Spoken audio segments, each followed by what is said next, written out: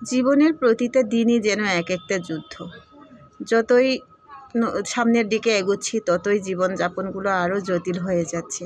আর এই জটিলতা কাটাতে কাটাতে মন মানসিকতাও এক এক সময় বিভিন্নভাবে বিক্ষিপ্ত হয়ে যাচ্ছে। যেন ক্লান্ত হয়ে যাচ্ছি আমি জীবনের উপর। আর এইভাবেই দিনগুলো চলছে। আর হয়তো বা বয়সেরও দোষ, বয়স বাড়ছে, ধৈর্য শক্তি কমে আসছে, এটাও হতে পারে। আসসালামু আলাইকুম, আমার রান্নাঘরে আপনাদের স্বাগত জানাই। আজকে শনিবার, আর এই শনিবারের টুকিটাকি গল্প আর রান্নাবান্না এই সমস্ত নিয়েই থাকছে আজকের ব্লগ। এই 2 মুঠো শাক পেয়েছি আজকে সকালবেলায়। শাকটা খুবই তাজা আর দামও নিয়েছে ভীষণ বেশি। একটা লাল শাক, একটা সবুজ শাক। আমি আবার শাক ভীষণ পছন্দ করি, আর এই কারণে আমার বাসায় এই শাকটা যেন এক এক পূর্ণিমার চাঁদের মতো। 2টা শাকই ভাজি করব। আর এই 2টা শাকের জন্য আমার মাসুল দিতে হয়েছে 40টা টাকা। ভাবুন তো, 2 মুঠো শাক কিনতেও এখন 40 টাকা লাগে। যেখানে 5 টাকা মুঠোই শাক পাওয়া যাইতো, এখন সেইটা 20 টাকা দিয়ে কিনতে হচ্ছে। তো এইভাবেই জীবনগুলো জটিল হচ্ছে। জটিলতার কোনো কি নাই, মানে শেষ নাই। শাকগুলো ভাজি করে নিব একে একে। তারপরে আমার বাসায় তো আপনারা জানেন প্রত্যেকটা দিনই ডাল রান্না হয়। ডালটা আমার বাসায় একটা কম্পালসারি বিষয় হিসাবেই ধরা যায়। ডালটাকে একটু ফোড়ন দিব আর রান্নাতে শেষ করব। ডাল রান্নাতেও কত সহজেই সেরে ফেলি, আর ভাজিগুলো সেরে নিচ্ছি। আর আপনাদের সাথে যে বিষয়টা নিয়ে কথা বলছিলাম, জটিল জীবন। কেন জটিল জীবন বলছি জানেন? আজকালকের বাচ্চা পোলাপান কথা শুনতে চায় না। ওদের পিছনে লেগে থাকতে থাকতে নিজেকে কেমন জানি অসহায় মনে হয়। আপনি যদি আপনার সামনে তারা দেখাবে একটা আর তারা করবে একটা, সামনে যতক্ষণ পাহারা দিচ্ছে ততক্ষণ তাদের সব কিছুই স্মুথলি চলছে। যেই আপনি পিছন ফিরবেন তখন আপনাকে ফাঁকি মারা শুরু করবে। আমাকে ফাঁকি মারছে না নিজেদেরকে ফাঁকি মারছে সেইটা বোঝা দায়। যাই হোক, তারপরেও মন মানসিকতা, এদের কথা যখন ওরা শুনে না তখন খুব একদম বিক্ষিপ্ত হয়ে যায়।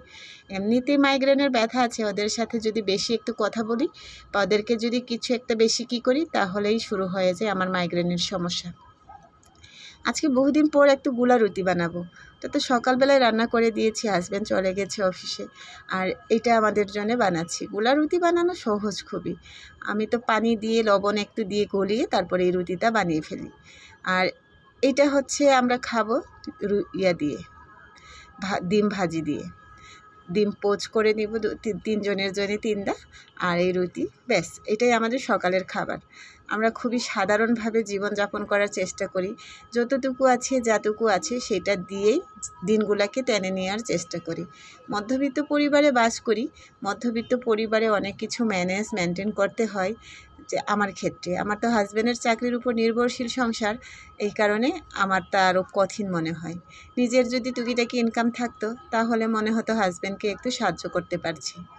তো এই যে খাওয়া দাওয়া হয়ে গেছে, এখন এগুলো পরিষ্কার করা আর চা খাওয়া। চা মানে রিফ্রেশিং, সেইটা আমি বলি আমার ক্ষেত্রে। তো আমার চা খাওয়াটা একটু অন্যরকম। আমি মশলাপাতি দিয়ে চাটা ফুটিয়ে এমনি খেয়ে নিই, না চিনি না আর কোনো কিছু। তো এরকম চা খাইলে এই মাইগ্রেনের ব্যথাটা অনেকাংশে সেরে যায়। আর আরেকটা বিষয়, এই মাইগ্রেনের ব্যথাটা এত তীব্র, যাদের আছে আপনারা তো জানেনই, যাদের নাই তাদেরকেও বলছি, এই মাইগ্রেনের ব্যথা যদি আপনার জীবনের সাথে জড়িয়ে থাকে না, তাহলে আপনার কোনো শত্রুর প্রয়োজন হবে না। এটা পোয়া মাছ আমরা বলি, আর অনেকে এটাকে ভোলা মাছ বলেন। তো এই পোয়া মাছ রান্না করব আজকে একটু তেল দিয়ে, মানে ঝাল রান্না করব। তো এই মাছগুলোকে একটু ভেজে নিব। এই মাছগুলো যখন আনা হয়েছিল, এই মাছটা ভীষণই ফ্রেশ ছিল। আমাদের বাসায় তো প্রায় প্রত্যেক মাসেই এই সামুদ্রিক মাছ আসে। আমরা সামুদ্রিক মাছটাকে রাখার চেষ্টা করি, কারণ সামুদ্রিক মাছে একমাত্র ভিটামিন এর আছে, যোগান আছে। এই কারণে সামুদ্রিক মাছটাকে ভেজালের যুগে খাওয়ার চেষ্টা করি। তারপরে আবার শুনি সামুদ্রিক মাছগুলোতে নাকি রাসায়নিক পদার্থ দেওয়া হয়, যার কারণে সীসা না কি জানি দেওয়া হয়, যেটা নাকি শরীরের জন্য ক্ষতিকর। তো জানি না, আমরা তো সেটাকে ভালো মনে করে তারপরে নিয়ে এসে খাওয়া শুরু করি। পেঁয়াজ, রসুন, আদা সব কিছুই বেটে নিয়েছি, বাটা মশলায় রান্না। আর আরেকটা জিনিস কোথায় জানি আমি দেখেছি, মিক্সিতে মশলা কি করার চাইতে, যে মিক্সিতে মশলা বাটার চাইতে যদি আপনি শিলপাতায় মশলা বাটেন তাহলে নাকি শরীর স্বাস্থ্যের জন্য ভালো, বিশেষভাবে ব্রেনের জন্যে। এটা গতকাল আমি পেয়েছিলাম। মানে ফেসবুক ইউটিউবের বদৌলতে যে কত কিছু পাচ্ছি সেইটা বলা মুশকিল। আর কোনটা সঠিক না সেটা যাচাই করারও কোনো ওয়ে নাই। কারণ মনে হয় যে যুক্তিগত দিক থেকে যে মশলার তো প্রচুর গ্রান মশলাগুলোর, সে মশলার গ্রানগুলো নাকি ব্রেনে এফেক্ট করে, সে ব্রেনটা সচল হয়ে যায়। তো এটা হতে পারে ভাবলাম আমিও। তো এই কারণে বটা মশলাই রান্না করি। এইটাও একটা কারণ। মিক্সিতে করার চাইতে এই শিলপাতায় মশলা বাটলে হাতের একটা ব্যায়াম হয়।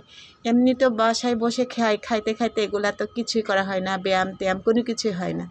তো রান্না করার সুবাদে এইটুকুতে যদি করি, নিজের শরীর স্বাস্থ্যের জন্যও ভালো।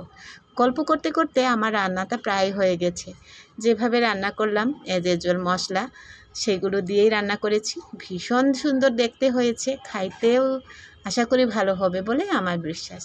তো আজকে এই পর্যন্তই। সবাই ভালো থাকবেন। শুভরাত্রি জানাচ্ছি। আল্লাহ হাফেজ।